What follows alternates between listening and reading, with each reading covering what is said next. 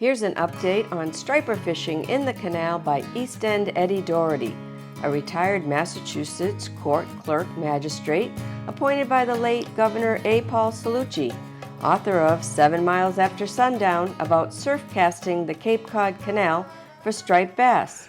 Good morning, ladies and gentlemen. Welcome back to another fishing report from the world-famous Cape Cod Canal. We've got a dropping west tide behind me. You can't see it too well because the fog is so thick on top of the water. It actually is clearing up a little bit. 15-20 minutes ago you couldn't see anything. I could hear boats going by, but I couldn't see them. And the other day, a couple of days ago, the fog was so thick that I'm glad that the Army Corps of Engineers had put the yellow stripe down the middle of the service road. I usually get here about 3 or 4 in the morning, and of course it's dark, and I'm riding my bike to my fishing spot, and I've got a headlamp on strapped to my forehead and a pretty powerful headlight. But notwithstanding that, I could only see a few feet in front of me and to the left and right. So thank God for that yellow stripe that the Army Corps of Engineers put down the middle of the service road. I was just using that as a guide to get to where I was going. So fishing has been very disappointing, unfortunately, for the month of July. There has been some success, and I'll tell you about in a minute, but nobody really knows what the problem is, because there are striped bass in Cape Cod Bay and also in Buzzards Bay, and they just don't want to come in between. And usually when that happens, it's because there's no bait in the canal. But there is bait in the canal. There's a ton of mackerel on the east end. There's bunker there was bunker around the Sagamore Bridge. Mass Maritime, there's been a lot of rain bait actually everywhere, and Silversides also. But nobody told the stripers about it, so I don't know why, but they just are not coming in here. And I caught a mackerel the other day.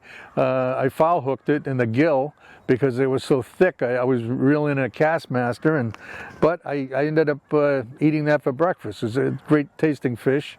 It's kind of like bluefish. It's an oily fish, which is good for you. My friend Bobby Willis catches quite a few mackerel for the table, and Carlos Reyes, he got his limit of 20 in the East End a couple of weeks ago. So in the middle of July, there were a few days when fish were actually breaking, and there was short fish, there was slots and bigger. A slot, of course, is a keeper that's 28 inches to less than 31 inches. And there were a few days when that was happening. Bo McKinnon, the legendary angler, brought a 17-pounder to the rocks one day, along with other fish. And then on one other day, Bull caught, I think it was 9 slot fish. So he was doing very well. He's one of the few people that was. Most of his success comes with a Wally's white pencil. Sometimes uses a 4.5 ounce and sometimes a 3 ounce. And he also has a lot of luck with a small tsunami shad. Adirondack Jim Crome caught a 40-inch chunking with mackerel after dinner one night at slack tide, and then he caught a bluefish on the same bait, chunking with mackerel. And he's a member of the Canal Sportsman's Club, and a great guy. Joe Green Gloves Monahan, one of the best fishermen on the canal. He caught a slot and some schoolies one day. Ben the Potato Manager Sivanen was chunking with some max in an east tide, and he got a 30-inch and almost another slot. It was just a little bit short, and he was fishing with filleted mackerel on an east tide. He and his father used the same way to fish, the same bait, and it's unusual. They actually fillet the mackerel. Most guys just chunk it and put it on the hook. They fillet it, and they use the fillet. And I fished with his father many times. Some days when he's the only one catching fish with those filleted mackerel. So the fish like fillets. It's kind of surprising, but the proof is in the pudding. Some other striped bass were caught by Todd Sylvia, 7-year-old Sage Nicholson, who always does well, Dale Johnson, Rob Stork, and Bill Slots Walsh, the pride of Rosendale. Great guy. We have other species in the canal as well, besides striped bass and bluefish. John Sea Dog Schmidt caught a black sea bass, which is probably the best tasting fish you can catch around here. This one was just a little bit short, so he couldn't keep it. He released it, and hopefully it'll get bigger and he'll catch it next time. Jiggin Jimmy Rakowski, another great guy from the Cape, from Falmouth, he accidentally snagged some juvenile herring because they were so prevalent. As he was casting out into them, he hooked them. He just couldn't help it. And some of the lures that have been successful this month were the Bill Hurley Canal Killer. I usually use white. The Daiwa SP Minnows, Shads, Striper Gear, Shaddy Daddy, and the Guppy Jobo Jr. Most of the shads that people have been successful with have been small shads, because a lot of the fish have been small. And congratulations to Insane Wayne Cole, who's now a grandfather. His grandson Jameson was born, and he's very happy about that. You remember Wayne is the guy you see riding down the service road with a deer skeleton mounted to the handlebars with the antlers sticking up.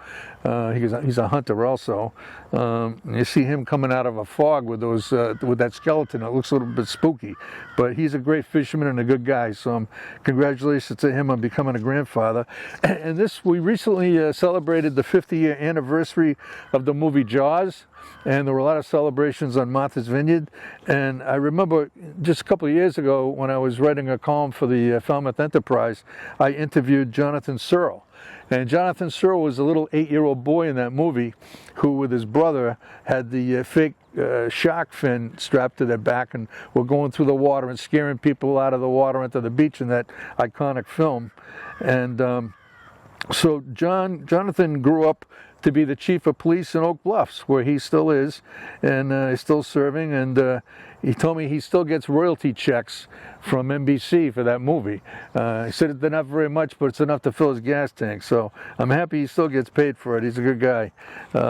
So if you're a tourist or just someone on vacation looking for something to do, one of the ideas to give you is the Highline Cape Cod Canal cruises.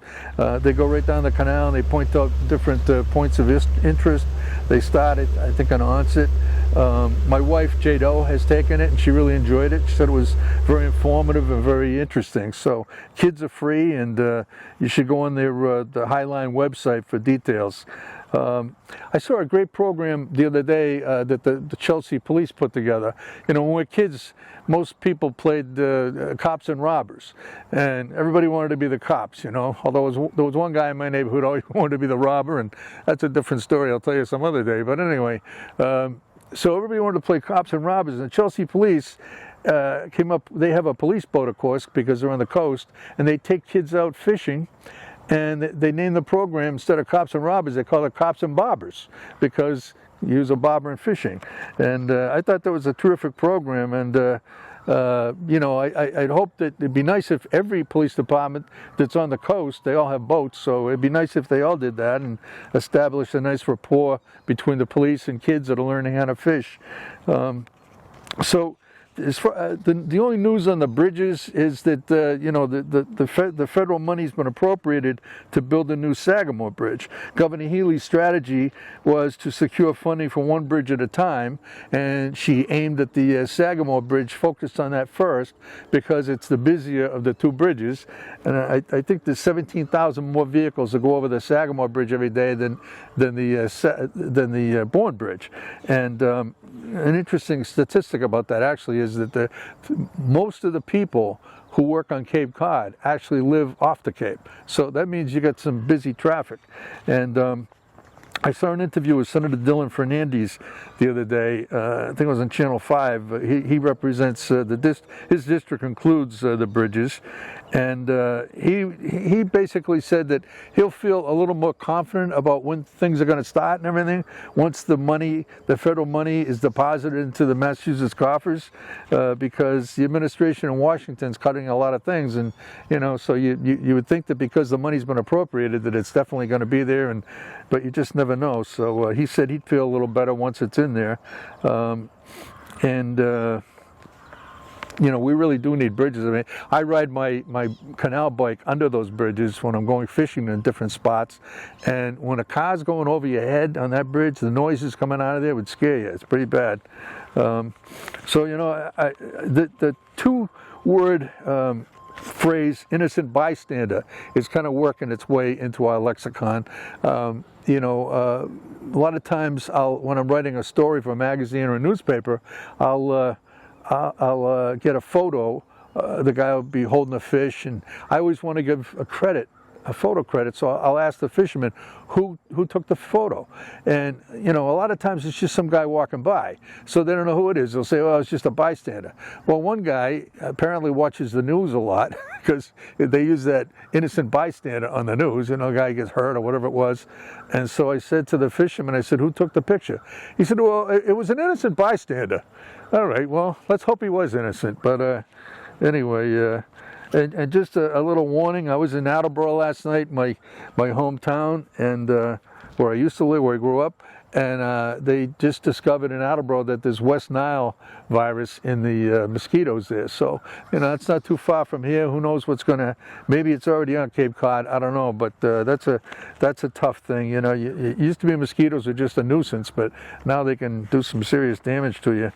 So my tip of the month is that the DCR building where the state pier is around pole 65, right next to that building on the west side of the building is a set of tools in case you have to do a quick repair on your canal bike. And there's wrenches and screwdrivers, and they're hanging there off of a cable so nobody can steal them.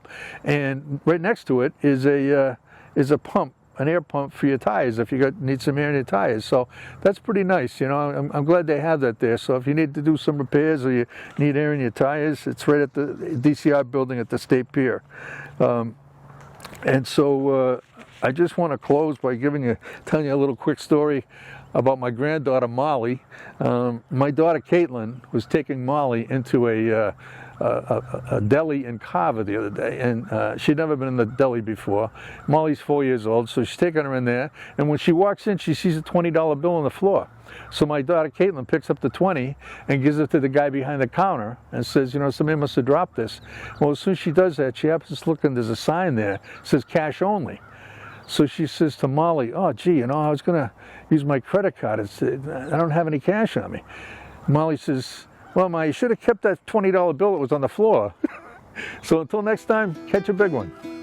Want your nice canal catch mentioned? Email the details to eastendeddie789@yahoo.com.